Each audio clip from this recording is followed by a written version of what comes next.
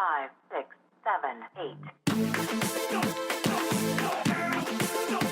Hi EXers, welcome to the EX Podcast episode number 39. This is your host, Stefan Vincent. I've started this podcast because I believe that companies have to think of themselves as employment brands if they hope to attract and retain talents. The podcast brings a different lens to the employee experience, a brand and customer experience perspective rather than a traditional HR perspective. Our guests, all thought leaders and disruptors in the EX space in their own way, come to this show to debate, discuss, and share best practices on the key components that foster employee engagement and strengthen company culture, and also to spark the conversation on how to create positive employee experiences. One size doesn't fit all. What Airbnb or Google do around the employee experience may not be applicable in a smaller company. This is what this show is all about. Sharing stories of companies of all sizes, not only to show that EX doesn't require a large budget or large team, but also that there isn't one recipe. Each company can find its own way through the EX journey. Today's guest is Craig Anderson, President of Student Connections, a not-for-profit organization based in Indianapolis. Today with Craig, we will talk about: is it a given to keep employees engaged in a not-for-profit? What challenges Craig faced when he joined the organization and the changes he needed to make starting with himself. How he measures employee engagement at Student Connections, and what impact the level of debt millennials experience will impact the workplace. This episode is brought to you by Fusion Alliance. Fusion Alliance delivers holistic solutions fusing together data, digital, and technology to redefine customer experiences and move your ideas to execution. That's why businesses across multiple industries have relied on Fusion's expertise and partnership for over 25 years. I hope you enjoy this conversation with Craig. If you get a chance, please make sure to review the podcast on iTunes, Google Play, Stitcher, TuneIn, or YouTube. And last thing, if you want to send me feedback, suggestions for future topics or guests, you can reach me at svincent@exsummit.com or on Twitter at @EX_summit. Thanks for listening. Let's get to it. Hi everyone, welcome to another episode of the EX Podcast. Super excited for today's guest, Craig Anderson. Craig is calling from Indianapolis and he's the president of Student Connections. Craig, thanks so much for joining us today. Thank you, Stefan. Glad to be here.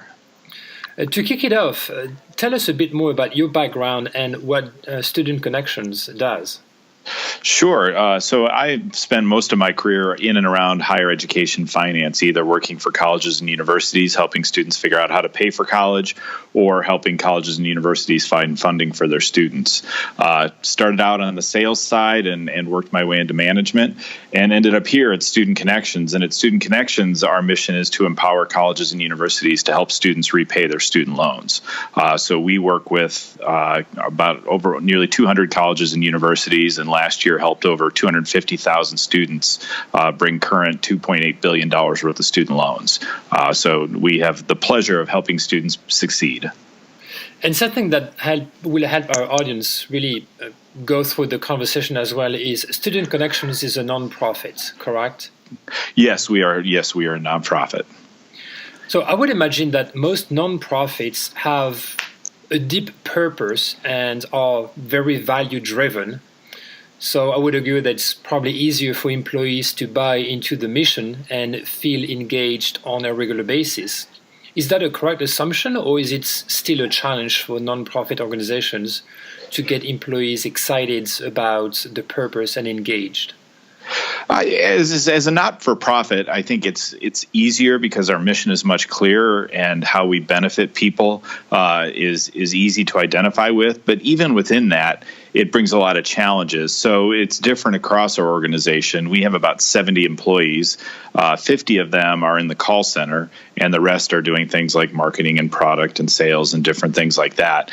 In our call center, it's very clear and very easy for them to tie into the mission because every day they're on the phone with students helping them figure out how to repay their loans. So they understand exactly what it is we do, and they feel the benefits of those conversations every day. So there's a very direct tie for them between our mission and what they do every day.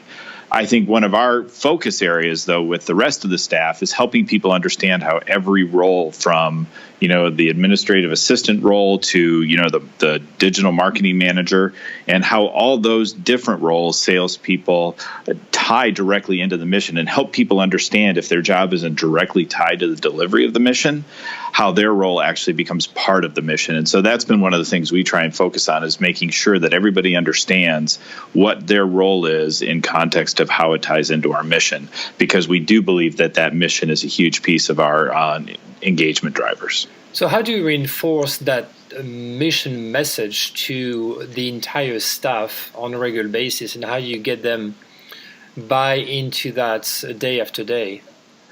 It's definitely challenging.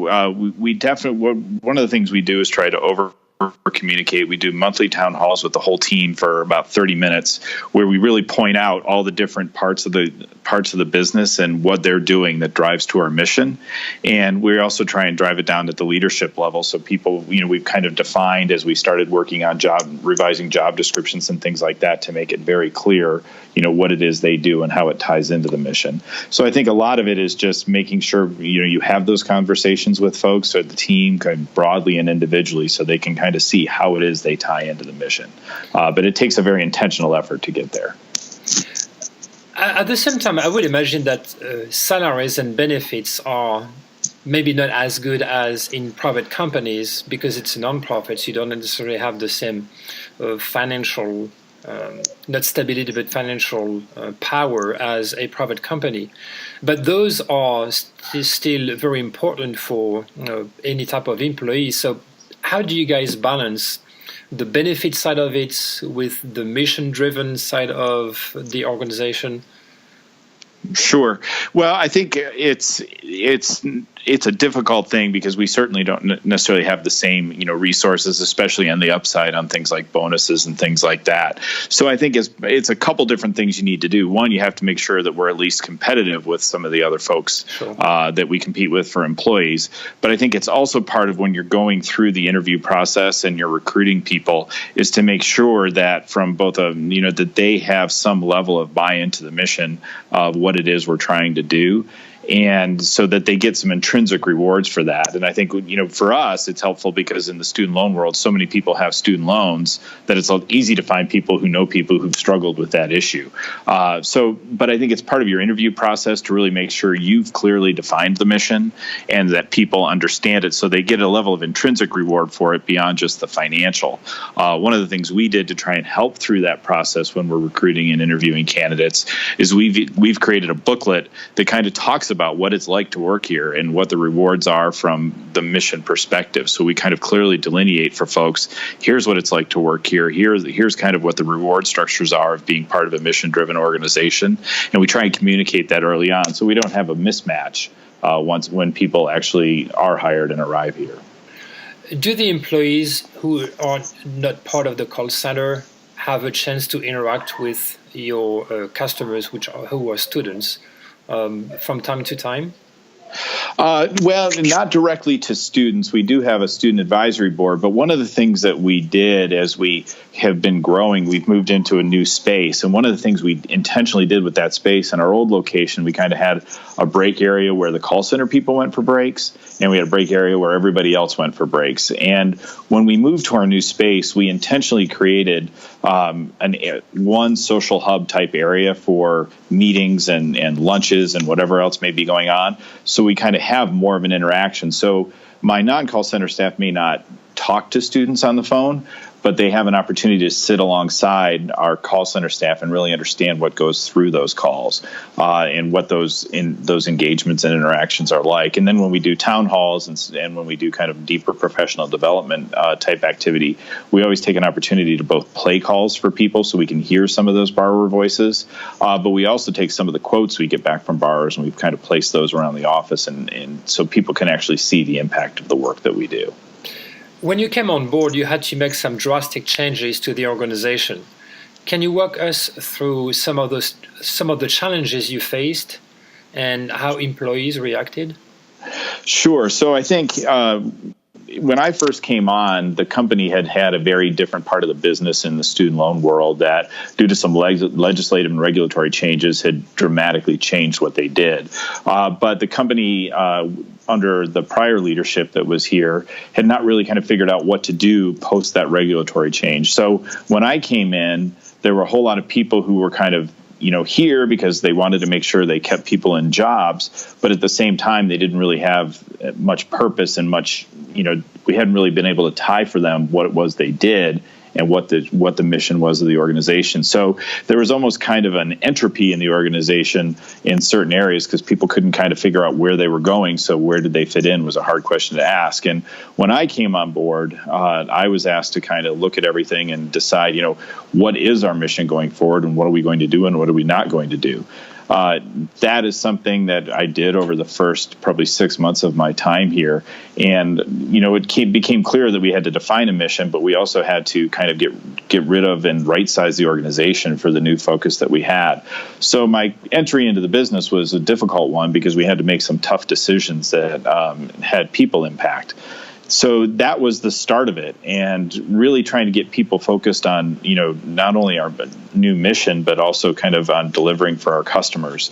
And so as we started out, it was kind of the layoffs and then really getting people more focused on performance and different things like that. And I found myself almost hiding from folks when I wasn't having those interactions that were tough. And actually, it was oddly, my office was laid out that my back was to my door, which isn't exactly long-term where I needed to be. So I made changes that were necessary, but what I realized was I was actually creating a company that I'm not sure I wanted to work at. And through some mentoring relationships and different things, kind of came to the realization that, a company with a great mission should also be a company where people want to work. So for me, it meant I had to make some changes, not unlike what I had to do to the business. I had to make some changes in myself to say, all right, how do we build a company that is a great place to work, that people want to work in and be part of this mission that we're focused on? So for me, it meant, getting away from having my back to my door, but actually going out and regularly engaging with employees. So that was kind of the genesis of a lot of employee engagement opportunities for me, where, meeting individually with people, doing lunch and learns, initiating book clubs, really focusing in, that's when we kicked off our monthly town halls. And all of this was tied towards helping people to both understand where I was trying to go, because I wasn't really getting those messages across. I was kind of coming from a standpoint of, well, if you need to know it, I'll let you know, as opposed to, here's where we're trying to go and here's how you can help. And we started building more of the organization around those interactions and those engagements. And that, I think, helped kind of change the overall mindset of the company. So it was a very difficult transition because we had to take folks who really didn't have a lot of focus on what they were doing, starting to get them focused, but then actually build a place to say, this is where I want to be. I enjoy working here. I get both these mission benefits from being part of something that's important, but I also feel like I'm being treated like a human being through the process. So it was a dramatic set of changes that I think were as important as changes for me as they were changes within the organization and changing my mindset on how I should lead. So it was quite an interesting, probably 2-year transition period that we went through here. What was the reaction of the employees through that change and that journey? Did you get instant buy-in, or did you get a lot of pushback initially? I wouldn't say I had instant buy-in or pushback. I think I kind of had skepticism, largely because of how I came into the organization, kind of with this kind of blunt force approach that I had. And so I think, as you're trying to change, people want to see that you're really changing, and these things you say you're going to do are things that you're going to stick with and keep doing. So I think over time, as we started doing these town halls and we started doing more of this engagement, I think people started to understand what it was they were doing and what we were doing, and that helped do the buy-in. But I would say that process took several months. And fortunately for us, we had an interesting opportunity to relocate our space and kind of change both the environment of where we worked, but also by making that space change and a branding change, we kind of drew a clear line of delineation to say, here's our transition point from what we were to what we're going to be. And it really opened up that opportunity in a way that I think gave people some closure to the old world and some excitement about the new. So would you say that the aha moments of the organization entirely started with you? Correct. Oh yeah, I think the change had to occur in me and realizing the kind of company I wanted to have and the kind of company where I wanted to work. And once I had that realization, that's when I think we could actually work on the changes throughout the business. So I think I had to change for us to change. You mentioned earlier that you redefined the mission of Student Connections when you came on board. Was it driven by you only or by the executive team, or did you get employees involved in that redefinition as well? So a lot of the work that we did initially was to kind of look at a diverse set of products that we were offering and kind of refine into what were the things that were kind of long-term things that we could grow and build a business on. So we had to kind of cut down to the essence of what the business could be. And those decisions were made in alignment with my leadership team and then communicated out to the staff as part of where we were transitioning to. But as we started to redefine the business and we wanted to start defining cultural values that were specific to what we were doing, to be clear, we were a division of a larger company that subsequently was spun off to be an affiliate as part of a larger network of companies. And we decided to start creating our new branding, but also as we started moving to our values and what our values were going to be, that was actually something that we explicitly brought staff into and made them part of the process in defining what our cultural vision was going to be for the business. So the business purpose was driven by the leadership team, but more pieces of what the culture was going to be like, that's where we really actively engaged employees. So your primary customers are students, right? So they are, yes? Well, actually, the beneficiaries of what we do are students. Our clients are actually colleges and universities. Okay. So the the universities and colleges pay for your services, and you help students on a one-on-one basis to with their loans. Correct. That's exactly it. Okay. All right. So let me ask you this, because ultimately your customer base, not your end customer base, are students. So it's a very specific demographic. What are the demographics in your organization? Do you have a mix of Gen X and Boomers and Millennials, or is it primarily Millennials? It's interesting. We kind of have a mixed base of people. We have a healthy group of people that have been here, 15 years or more, who are kind of more a Gen X side of things, and then we also have Gen X and Boomers, and then we have on the other side of it, we have the new staff that we've hired since I've come have all come in more on kind of that millennial side. It's interesting because people assume that the college student is still 18 to 22, but most of the students we talk to are actually adult students from the age. We talk to some 18 to 20-year-olds, but a lot of the people we talk to are probably 25 to 30 or 35 years old. And the folks in our college. Yes. It's a lot of the people we talk to are people who started college and dropped out, and then they aren't able to repay their loans. So that's where we engage with, and a lot of that's an adult population. So we mirror to an extent in our call center that kind of population, although we do have some folks as young as 20 or 21 in the call center. There's always a big discussion around what's the value, what's the ROI of the employee experience on the business itself? Does it have a positive or immediate impact on the business outcomes? But also, how do you measure employee engagement? Do you have any sort of structure on how you, on one part, analyze or track the impact on your organization's performance, but also on the other side, the level of engagement within your employees? Sure. So we do a couple of different things. We do measure engagement regularly. We have both formal and informal measures of that. On the formal side, we partner with a company called Amplify and do quarterly employee engagement surveys to try and get a score. We come up with a score through that process that kind of gives us a level set of where we're at, and also areas where we have strengths and areas where we have weaknesses. We actually have, as one of our annual corporate objectives, improvement to that score. So that's something very important to us that we measure on a regular basis. Some of the less formal measures that we have is we look at voluntary turnover, how much voluntary turnover we have, which is especially important when you have a business that's largely a call center environment. And we actually have very low voluntary turnover. Our employees like what they do. So that's a big area of importance for us to measure. And then I think informally, my office actually opens out into that social area, that social hub area that I talked about earlier. Mm-hmm. And for me, informally, it's where are people engaging? Are my marketing guys talking to my product people and talking to my call center guys while they're out there eating lunch? So I kind of informally measure kind of where that all is by viewing kind of how my employees are engaging and interacting.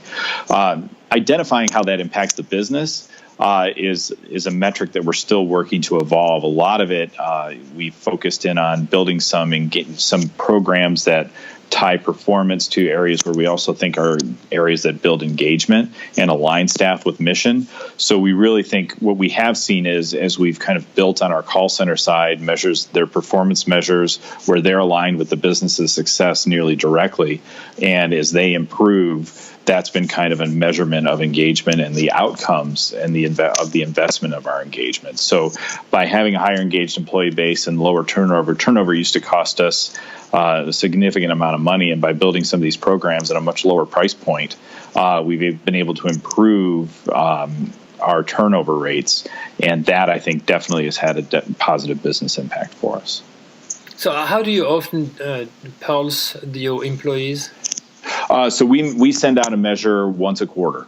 Okay. It's about a 10-minute exercise for them to go through the assessment.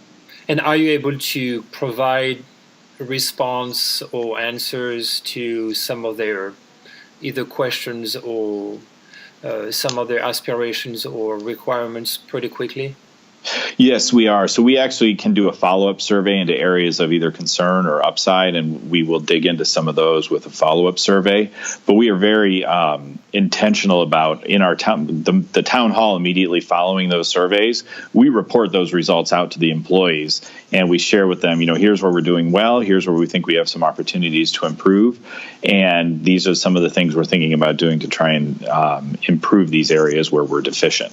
So we've been very transparent about that survey, why we do it, and also what the results are, so people can see where we're moving with it. Now, talking more in general terms, so obviously, the level of debt of millennials is very likely going to impact the workplace in the next decade, mm-hmm. right? How do you see that impact, and how do you see that change happening? Well, I think we see it every day in the people that we talk to. And I think the challenge with the debt is trying to make sure people understand what their options are for repaying it.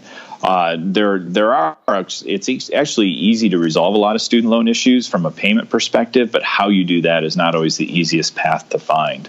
So I think employee programs that actually help them understand how to, find the ways to help them repay their loans more effectively within the context of their job is a healthy thing. We've actually partnered with someone else to do kind of a dial-in service for our employees to understand their money issues, from budgeting to student loan repayment to whatever it is they might want to do, because we don't want them to have distractions and say, well, I need to leave this job to pay my student loans. And I think that's probably the worry is, how much turnover is it going to create when people are just jumping jobs, not because they are unhappy where they are, but they can see an extra few dollars to help them pay the student loan debt down.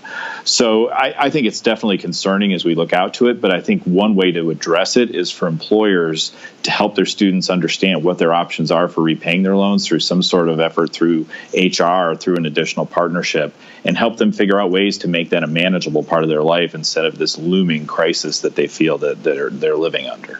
So you see that as an additional benefit that employers could provide to the employees. It's that sort of financial support and financial education around repaying loans.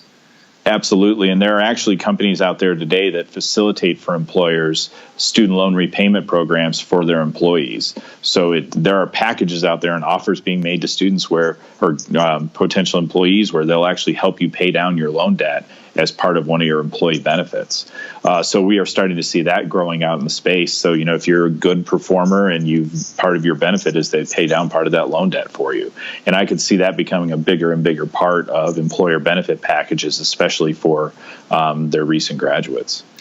Have you seen a trend where there are more and more people in the mid-careers that go back to college to either get a new degree, learn new skills, or is it something that has been going on for years and years?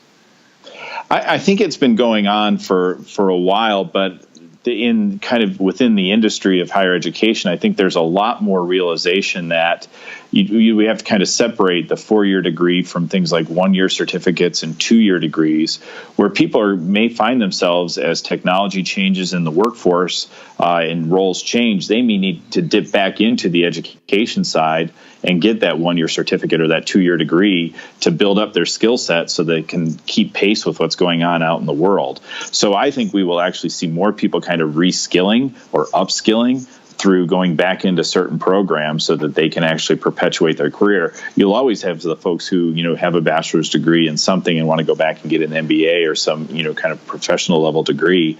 But I think more of the activity we'll see is actually people kind of reskilling and upskilling through these certificate programs that are usually less than a year, and some of which can be done while you're working full time fairly easily. So I think we will see that trend growing as well. So do you see that? I guess the change and disruption are happening now probably much quicker than they did 10, 15, 20, 25 years ago. Right? Oh, absolutely. So even within maybe 4 or 5 years, what you may have learned in college may be totally irrelevant down the road, and you have to go back and learn new skills or go deeper into your specific skill set. Right. Yeah, I think we will see that, there's always going to be opportunities as we see the disruption and the pace of change to go in and kind of upskill from where you're at to be able to do additional things out in the workforce. It's interesting here in Indiana. I think by 2020, there's going to be 600,000 jobs that will require some sort of post-secondary education, but 400,000 of those jobs are only going to require a 1-year certificate program. So it's really kind of doing a better job of looking where industry is going and where the jobs are going to be, and helping people understand what skills they need to acquire so that they can get that job. And that's tying those things together is something that I think will be a real opportunity as we move forward. So now at this time in the podcast, I usually ask some personal questions to our guests so that our listeners can get to know them a bit more intimately. So let me ask you the first question. If you were to invite someone famous to a dinner, who would that be and why? I think, when I kind of look at the whole breadth of history of people who I think would be fascinating to have an opportunity to spend time with, I kind of always land back to Teddy Roosevelt. He was such an innovator for his time, and, a man who overcame tremendous obstacles and had such a diverse set of interests and such great leadership. He's probably the one person I think would be fascinating to enjoy a meal with and really kind of pick their brain on what their mindsets are. So when you work for a nonprofit, obviously it's a true calling, right? And it's probably not what you dream to do as a kid. So what was your dream job when you were a kid? My dream job when I was a kid was I thought I could be some sort of engineer, creating machines and new technologies. That was kind of where I thought I wanted to be in life when I was probably in middle school. That's where I really thought my life would be. My life couldn't be more different, but that's where I thought my life was going to be. I ran into the firm wall that was science and was not my affinity, so I ended up moving into different roles. What is your favorite vacation spot? My favorite vacation spot is Disney World. It is. I used to live in Florida. It's one of my favorite places to go, and it's been at least an annual opportunity for me for many years. And what is the essential item that you always take with you when you go on vacation? When I go on vacation, I take two books. One is usually a fiction book of something I've been wanting to read and just haven't had the time to. And then I also usually bring a book along that's kind of on my professional reading list and just take the opportunity to spend some time and relax and catch up on my reading is a real opportunity for me on vacation. Paper books? Yep. What would be one business book or inspiring book that you would recommend? So. Oh, wow. That's such a big list of opportunities. I think over the last year, the one that probably has had the biggest impact on me was Essentialism, which I think really got me to sitting down and trying to focus on exactly what it was I wanted to accomplish and where I needed to spend my time. It was actually a book club selection that we did here in the office with staff as well, so we can all start getting more focused. So what did you learn from that book? I think what we learned from that book was that, and it's interesting because it was part of some of our business evolution over the last year as well, is really getting focused on the thing that you really need to do. And for us, it was just placing our focus and saying, is what we're doing today part of where we said the most important thing is for the business, and getting that discipline to really build towards that. And I think that was the big difference for me and the big lesson learned coming out of that book. And what is your favorite food? I have to confess, it's pizza. It's been my favorite food for a long time. It's my activity every Friday night. So that's always my go-to meal. What type of pizza? I enjoy the worst kind of pizza imaginable. Thick crust, pepperoni, sausage, cheese. It's a staple. It's a staple food. Well, what's the way for our listeners to follow you and Student Connections on social media? For me on Twitter, it's Craig P. Anderson, and our company is at Stu Connections, STU Connections. We'd love for folks to follow us, and I love to tweet on what it is we do here at our business, as well as my very strong interest in engagement and culture. All right, and we'll share that information in the notes as well on the podcast. Great. Any last word of advice or wisdom? I think where I would come back to is, if you're a leader in your organization, get out of your office, interact with your employees, and help them see what they do every day is aligning with the mission of your company, and make sure that they build that alignment and understand why your mission is important. All right. Well, thank you, Craig, for taking the time out of your day to speak with me today. I appreciate it. No, thank you, Stefan. It was a pleasure. Thanks for tuning in to the EX Podcast. If you want to learn more, visit our website at expodcast.com. If you want to find out more about our next conferences, go to exsummit.com. Finally, you can also find my manifesto on business to employee or B2E branding at b2ebranding.co. See you next week.